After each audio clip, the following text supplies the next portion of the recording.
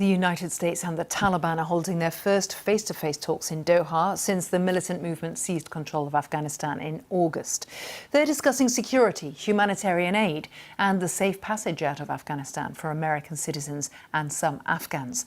But Washington insists these talks don't amount to recognition of Taliban rule, and the Taliban has ruled out cooperating with America to confront the so-called Islamic State and other jihadist groups within its borders.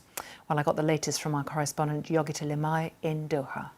Well, US officials say this is a continuation of engagement with the Taliban on matters of national interest. At the top of the US agenda is the safe evacuation of American nationals who are in Afghanistan, other people who have permits to leave the country. In the past few weeks, there have been delays and difficulties in the air evacuation process, and the Americans will be trying to iron out those problems and hold the Taliban to its commitment on giving safe passage to anyone wanting to leave the country. We've also just heard from the Taliban on what they're hoping to achieve from these talks. They've said that their senior officials have met with senior US officials.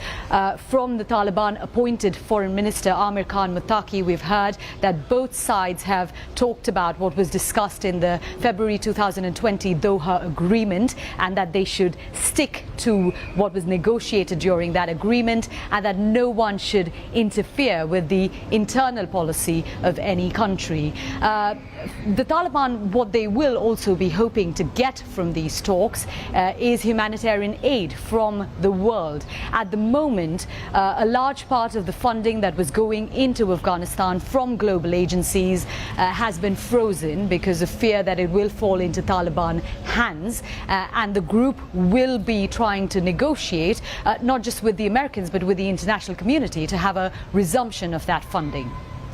You could say these talks reward the Taliban for the violent overthrow of an elected government. Does the US address that head-on, even behind the scenes?